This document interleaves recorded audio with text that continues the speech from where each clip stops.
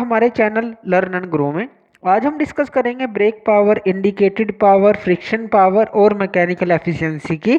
जो ये टॉपिक्स हैं आज हम इनको डिस्कस करेंगे। ये होते क्या क्या हैं, उनको हम कैसे समझ सकते हैं, तो वो हम देखते हैं। देखिए, जो ये सारी चीज़ें हैं, brake power, indicated power, mechanical efficiency या फ्रिक्शनल पावर, ये सारी हमारी इंजन से रिलेटेड होती हैं। इंजन के अंदर हमारा क्या होता है, अगर आप बाइक का इंजन ले लीजिए या किसी गाड़ी का इंजन ले लीजिए, तो उसके अंदर क्या होता है, एक सिलेंडर होता है जिसके अंदर क्या होता है, जो पिस्टन है वो मूव करता है। अब जो ये पिस्टन है, जब ये मूव करता है तो ये अपनी एनर्जी जो है उसको देता है क्रैंक शाफ्ट को। तो यहाँ पे लगी होती है क्रैंक शाफ्ट। क्रैंक शाफ्ट के थ्रू वो आगे जाती है ट्रांसमिशन के पास, जो भी आपके गियर बॉक्स लगे होते हैं उनके पास जाती है, और इस तरह से जो व्हीकल है आपकी चलती है। तो मेन पार्ट क्या है, या हार्ट कहें इंजन का, वो क्या है, इस तरह का ये सिलेंडर और पिस्टन अरेंजमेंट उसके अंदर होता है। तो ये जो पिस्टन है मूव कैसे करता है, अब देखिए, इस पिस्टन को मूव करने के लिए सिलेंडर में आपको क्या चाहिए, फ्यूल चाहिए, जो कि इसके अंदर बर्न हो वो गैसेस में कन्वर्ट हो और वो इस पिस्टन को नीचे की तरफ धकेले, यानी कि इस पिस्टन के ऊपर प्रेशर को लगाए, तो जिससे कि पिस्टन की मूवमेंट हो, और जिस मूवमेंट को, जो रेसिप्रोकेटिंग मूवमेंट है, उसको हम रोटरी मूवमेंट में कन्वर्ट करें। तो मेन रिक्वायरमेंट क्या है इस सिलेंडर के लिए, अगर इसको हम, सिलेंडर जो ये पिस्टन है या हम कहें कि इंजन है, इसके लिए मेन रिक्वायरमेंट है फ्यूल की, जो कि यहाँ पे जलेगा और जल के एनर्जी देगा। उस एनर्जी को हम कन्वर्ट करेंगे, जो रिक्वायर्ड हमारी जो भी रिक्वायरमेंट है रोटरी में करनी है या रेसिप्रोकेटिंग में करनी है, तो उसके अंदर कन्वर्ट करेंगे। तो अब देखिए, उसी से रिलेटेड हैं ये टर्म्स। तो इसके अंदर क्या है, देखिए, सबसे पहले बात करते हैं हम ब्रेक पावर की। ब्रेक पावर होती क्या है, ब्रेक पावर है हमारे पास, जैसा कि इसको नाम दिया गया है ब्रेक पावर, इसको हम ब्रेक के थ्रू मेजर करते हैं। यानी कि क्या है, जैसे ये इंजन है, जब आप यहाँ पे फ्यूल को बर्न करेंगे तो ये जो हमारा पिस्टन है ये कनेक्टिंग रोड से कनेक्ट है, और कनेक्टिंग रोड हमारी होती है क्रैंक शाफ्ट से कनेक्ट। क्रैंक शाफ्ट के ऊपर एक व्हील लगा होता है जिसको हम फ्लाई व्हील बोलते हैं, उसके ऊपर हम ब्रेक लगा के इसको हम एक कांस्टेंट स्पीड पे रखने की कोशिश करते हैं या रोकने की कोशिश करते हैं। इस तरह से, इस फिनोमिना से ब्रेक पावर को हम मेजर करते हैं। तो जो पावर होती है इंजन की इस आउटपुट शाफ्ट के ऊपर, तो उसको हम अप्लाई करते हैं ब्रेक, और इस तरह से हम ब्रेक पावर को निकालते हैं। तो इसलिए जो ये इस शाफ्ट के ऊपर हमें पावर मिलती है उसको हम ब्रेक पावर बोलते हैं, जो इस आउटपुट शाफ्ट पे हमें पावर मिलेगी। अगर हम इसके फार्मूले की बात करें, तो जो ये ब्रेक पावर है इसका फार्मूला होता है 2π/N/T/60। अगर आप 1000 किलोवाट के अंदर बात करें तो ये होता है। अब इसके अंदर देखिए, N क्या है, रेवोल्यूशन पर मिनट, और जो T है टॉर्क की, जो इस शाफ्ट के ऊपर जो ये क्रैंक शाफ्ट है वो कितनी टॉर्क उसके अंदर प्रोड्यूस होगी। तो इस तरह से ब्रेक पावर आप समझ सकते हैं, और इस फॉर्मूला के थ्रू आप उसको कैलकुलेट भी कर सकते हैं। उसके बाद बात करते हैं इंडिकेटेड पावर की। अब देखिए, इंडिकेटेड पावर के अंदर क्या होता है, इंडिकेटेड पावर होती है जो हमने फ्यूल यहाँ पे उसका कंबर्शन किया है, यानी कि उसको जलाया है गैसेस का, उसके कारण जो पावर डेवलप्ड हुई है इस सिलेंडर के अंदर, उसको हम बोल देते हैं इंडिकेटेड पावर। अगर हम किसी भी फ्रिक्शन को ना लें, यानी कि विदाउट एनी फ्रिक्शन, तो यहाँ पे जो कंबर्शन ऑफ फ्यूल से जो पावर जनरेट होगी, तो वो होती है हमारी इंडिकेटेड पावर। इंडिकेटेड मतलब दर्शाना, तो कितनी पावर दर्शाती है, यानी कि जो आपके फ्यूल की कैलोरीफिक वैल्यू है, कितना आपने मास यूज़ किया है, तो सब चीज़ों के ऊपर ये डिपेंड करेगी कि जो कंबशन ऑफ फ्यूल हुआ है उसने जलकर कितनी एनर्जी प्रोड्यूस की है, और उसको जो उसने इस शाफ्ट के ऊपर पावर दी है, यानी कि इसने कितनी एनर्जी दी है इस इंजन को, जो यहाँ पे कंबशन होकर सिलेंडर के अंदर, वो होती है indicated power without any friction. तो इसको हम बोलते हैं इंडिकेटेड पावर। अब अगर हम इंडिकेटेड पावर की बात करें, तो इसको आप ऐसे समझ सकते हैं, प्लैंक के नाम से भी आप इसको समझ सकते हैं। प्लैंक आप पहले लिख लीजिए, PLANK, तो इस तरह से आप इसको समझ सकते हैं प्लैंक से, इस आप इसको याद रख सकते हैं इस तरह से। तो इसके साथ आप अगर वही 1/60,000 अगर आप किलो वाट की बात करेंगे, तो 1/60,000 किलोवाट। तो इसके अंदर देखिए, प्लैंक जो हमने वर्ड लिखा है इसके क्या क्या मतलब हैं। जो यहाँ पे P है वो उसको हम बोलते हैं मीन इफेक्टिव प्रेशर, यानी कि जो इस पिस्टन के ऊपर मीन इफेक्टिव प्रेशर लगता है, तो P इसको डिनोट करता है। L क्या है, एल है लेंथ ऑफ स्ट्रोक। तो लेंथ ऑफ जो स्ट्रोक है, यानी कि ये पिस्टन मूव करेगा आगे पीछे, टॉप डेड सेंटर से बॉटम डेड सेंटर की तरफ मूव करेगा, तो ये लेंथ ऑफ स्ट्रोक को एल डिनोट करता है।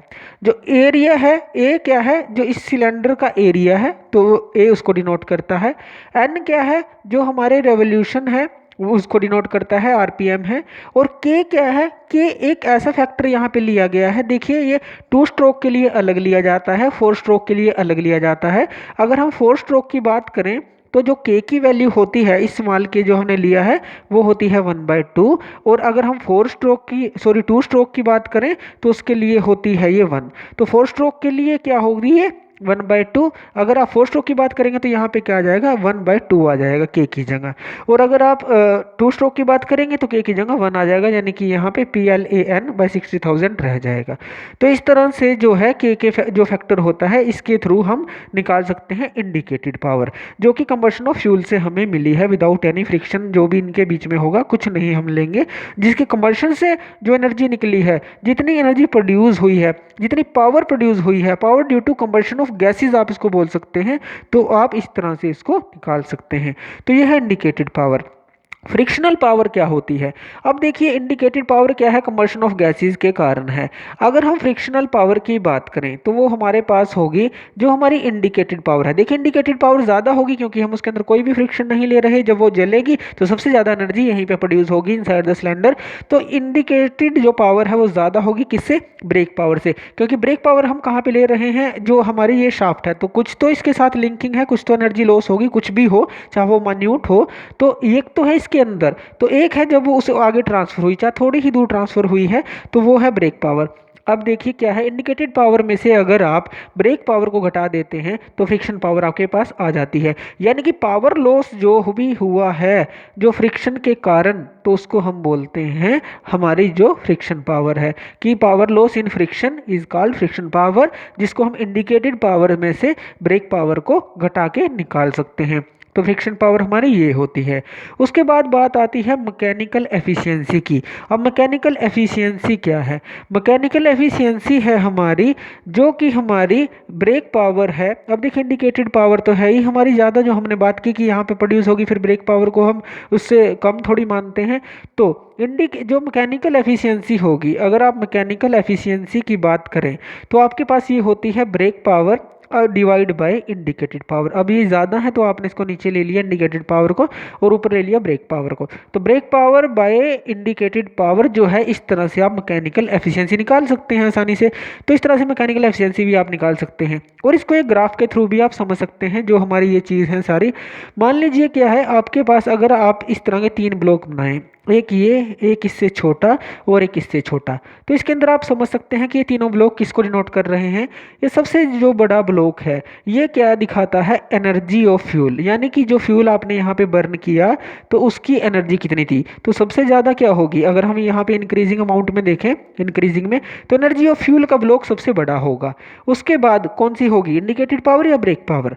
इंडिकेटेड पावर, क्योंकि इंडिकेटेड पावर क्या है, यहाँ पे ये जो जनरेट हुई, अब एनर्जी ऑफ फ्यूल जितनी भी जनरेट हुई, अब ये क्या है, एनर्जी ऑफ जो यहाँ पे जनरेट हुई सबसे ज़्यादा होगी। लेकिन जैसे ही वो इस पे ट्रांसफ़र होगी तो जो हम जब इंडिकेटेड पावर की बात करेंगे तो वो हमेशा इससे कम होगी, क्योंकि जो हमारा एनर्जी लॉस होता है, अभी देखते हैं वो यहाँ पे क्या होगी, इंडिकेटेड पावर।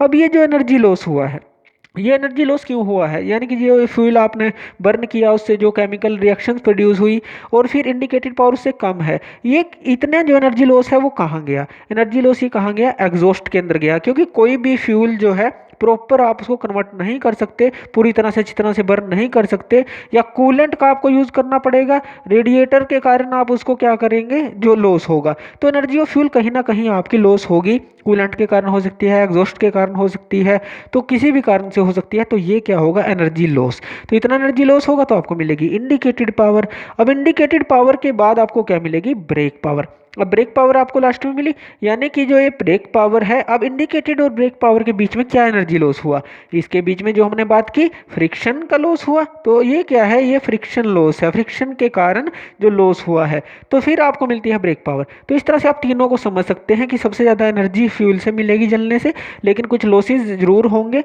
तो वो लॉसेज के कारण पूरी पावर, इंडिकेटेड पावर इसके बराबर नहीं होगी, तो इंडिकेटेड पावर इससे कम होगी, और इंडिकेटेड और ब्रेक पावर में फ्रिक्शन लॉस होगा तो ब्रेक पावर सबसे कम होगी। तो इस तरह से देखिए आप इन सारे टर्म्स को आसानी से समझ सकते हैं। ब्रेक पावर, इंडिकेटेड पावर और जो मैकेनिकल एफिशिएंसी है और फ्रिक्शन पावर है, और ये जो इसके फॉर्मूला होते हैं बेसिक्स, आप इनसे इसको सारे टर्म को निकाल सकते हैं। तो ये था हमारा brake power, indicated power, friction power और मैकेनिकल एफिशिएंसी। तो थैंक यू वीडियो देखने के लिए। और ज़्यादा अपडेटेड वीडियोज़ के लिए आप हमारे चैनल लर्न एंड ग्रो पे हमें सब्सक्राइब कर सकते हैं। Thank you.